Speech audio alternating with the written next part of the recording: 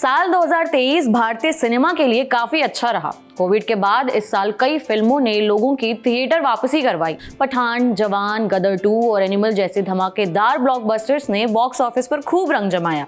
लेकिन ये साल भारतीय डॉक्यूमेंट्रीज के लिए भी कमाल का साबित हुआ है। मार्च 2023 में ऑस्कर्स हुए थे, वहां भारत का प्रदर्शन अच्छा रहा। गुनीत मोंगा की दी एलिफेंट विस्परर्स ने best documentary short film category में ऑस्कर अवार्ड जीता।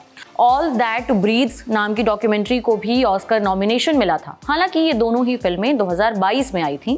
ऑस्कर बज के चलते साल 2023 में इन्हें ज्यादा देखा गया। ऐसे ही बढ़िया डॉक्यूमेंट्रीज और डॉक्यू सीरीज 2023 में भी आई हैं। अगर आप डॉक्यूमेंट्रीज देखने के शौकीन हैं तो आपको 2023 में आई ये भारतीय डॉक्यूमेंट्रीज और डॉक्यू सीरीज जरूर देखनी चाहिए। लिस्ट में पहले नंबर पर है दी हंट फॉर वीरप्पन। ये डॉक्यूमेंट्री मशहूर डकैत कुसई मुनि स्वामी वीरप्पन के बारे में है। साउथ का वो तस्कर जिस पर 50 से ज्यादा अफसरों को मारने का आरोप है, उस एक इंसान को पकड़ने के लिए सरकारी कोष में से 100 करोड़ साफ हो गए थे। आखिरकार साल 2004 में वो स्पेशल टास्क फोर्स के हाथों मारा गया। ये 4 एपिसोड की डॉक्यू सीरीज सरकार और पुलिस के इसी स्ट्रगल को दर्शकों के सामने रखती है। साथ ही दर्शकों को वीरप्पन की जिंदगी की एक छोटी सी झलक भी देती है।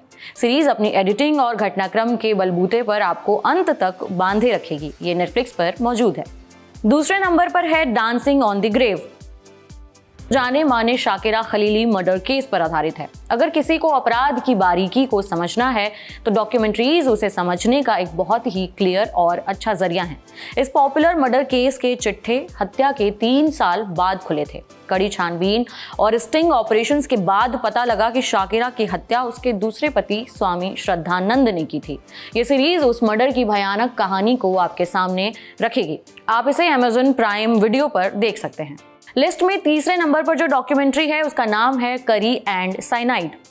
क्राइम थ्रिलर डॉक्यूमेंट्रीज की लिस्ट में ये इस साल का एक और एडिशन है। क्रिस्टो टॉमी की ये फिल्म सिर्फ 1 घंटे 30 मिनट में कुडाथाई किलिंग्स की पूरी कहानी आपके सामने रखती है। 2002 और 2016 के बीच थॉमस परिवार की बहू जॉली जोसेफ ने अपने ही परिवार के 6 लोगों का कत्ल कर दिया था। मृत लोगों में 2 साल की बच्ची भी थी। अपने स्टाइल और डरावने बैकग्राउंड म्यूजिक के जरिए ये फिल्म आपका ध्यान खींच कर रखेगी। अगर आपको हाउस ऑफ सीक्रेट्स पसंद आई थी तो ये भी आपके लिए काम करेगी। आप इस फिल्म को नेटफ्लिक्स पर देख सकते हैं। चौथी डॉक्यू सीरीज है सिनेमा मरते दम तक। इसके डायरेक्टर हैं वासन बाला। वासन बाला ने होश उड़ाने वाली धांसू क्वालिटी की डॉक्यूमेंट्री सीरीज का वादा किया था और बिल्कुल वैसा ही डिलीवर भी किया है। सीरीज का ट्रेलर जितना धमाकेदार था, सीरीज भी उतनी ही कमाल की है। ये आपको वैसी वाली फिल्मों के बिहाइंड द सीन्स की दुनिया में ले जाएगी। विनोद तलवार, जसपाल नीलम और Dilip Gulati B grade cinema के महा पॉपुलर नाम हैं। ये फिल्म मेकर्स फिल्म बनाने के जतन के बारे में बात करते हैं। इस सीरीज से आपको पर्दे पर दिखने वाली दुनिया और पर्दे के पीछे की दुनिया का फर्क बिल्कुल स्पष्ट हो जाएगा। फिल्म मेकर वासन बाला अपने फिल्मों के प्रति जुनून को पर्दे पर उतारने में सफल रहे हैं। ये सीरीज Amazon प्राइम वीडियो पर अवेलेबल है। दी रोमांटिक्स। ये सीरीज भी सिने प्रेमियों के लिए मस्ट वॉच है। ये महान फिल्म मेकर यश चोपड़ा की जिंदगी और लेगेसी पर बनी है। स्क्रीन पर हिंदी सिनेमा जगत के बड़े बड़े चेहरे बोलते दिखते हैं। आयुष्मान खुराना से लेकर अमिताभ बच्चन तक सभी यश चोपड़ा से जुड़े किस्से कहानी शेयर करते हैं। इस सीरीज को देखने का एक कारण आदित्य चोपड़ा की झलक भी है। Popular film maker Aditya Chopra media से दूरी बनाए रखते हैं। दी रोमांटिक्स में उन्होंने खुलकर बातचीत की है। हालांकि इस सीरीज में इंटरव्यूज बहुत ज्यादा हैं, पर फिर भी ये आपको बोर नहीं करती है। आप इसे नेटफ्लिक्स पर देख सकते हैं। छठे नंबर पर आती है black sunshine baby. Priyanka Chopra और फरहान अख्तर की दी स्काई इज पिंक नाम से एक फिल्म आई थी। वो फिल्म जिस आयशा चौधरी के माँ बाप की प्रेम कहानी पर बनी थी, ब्लैक सनशाइन बेबी उन्हीं आयशा चौधरी के जीवन पर बनी है। वो एक राइटर और मोटिवेशनल स्पीकर थी। उनकी किताब माई लिटिल एपिफनीज उनकी मृत्यु से एक दिन पहले ही पब्लिश हुई थी। उनका जीवन भले ही छोटा रहा, पर अपनी राइटिंग से उन्होंने खुद को अमर कर लिया। बहुत छोटी उम्र में ही पल्मोनरी फाइब्रोसिस नाम की बीमारी के कारण उनके फेफड़े खराब हो गए थे। 18 साल की उम्र में उनकी मृत्यु हो गई। ब्लैक सनशाइन बेबी उनके फैमिली स्ट्रगल को दिखाती है, साथ ही जिंदगी के लिए उनकी जंग को भी दर्शाती है। आप इसे नेटफ्लिक्स पर देख सकते हैं। अगली सीरीज है first in the family.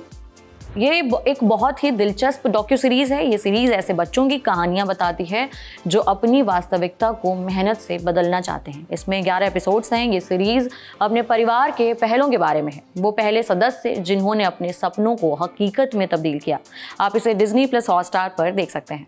List की आखिरी सीरीज है the vial India's vaccine story. Director हैं राहुल मयूरबाली। दी वायल भारत की कोविड-19 वैक्सीन ड्राइव की कामयाबी के बारे में बनाई गई फिल्म है। मनोज वाजपेयी ने इस डॉक्यूमेंट्री को अपनी आवाज दी है। इस फिल्म में प्रधानमंत्री नरेंद्र मोदी, बिल गेट्स और सीरम इंस्टीट्यूट ऑफ इंडिया के CEO अदार पूनावाला भी हैं। साल की शुरुआत में इसे हिस्ट्री टीवी 18 पर रिलीज किया गया था। आप इस डॉक्यूमेंट्री को हिस्ट्री टीवी 18 के YouTube चैनल पर देख सकते हैं। अब आपको बता देते हैं एक जरूरी बात, ये तो सिर्फ एक लिस्ट थी। इसी तरह 2023 में क्या चर्चा में रहा, क्या हिट हुआ, क्या मिस हुआ, इन सब का रिपोर्ट कार्ड हम आप तक लगातार ला रहे हैं। जैसे 2023 जो सबसे बड़े पॉलिटिकल मोमेंट्स कौन से थे, ऐसे खिलाड़ी जिन्होंने इस साल गेम ही पलट दिया, संसद की टॉप स्पीचेस कौन सी थी, जैसे तमाम कई सारे एपिसोड जो आपको हमारी ये सीरीज साल बदली में देखने को मिल जाएंगे। तो ये थी साल की कुछ जबरदस्त डॉक्यू सीरीज की लिस्ट। उम्मीद है इस ईयर एंडर से आपको बढ़िया रिकमेंडेशंस मिले होंगे। ये स्टोरी लिखी थी हमारे साथ इंटर्नशिप कर रही खुशी वत्स ने। मेरा नाम उपासना है और साल के ऐसे ही ईयर एंडर्स के लिए आप देखते रहिए द ललन टॉप। शुक्रिया।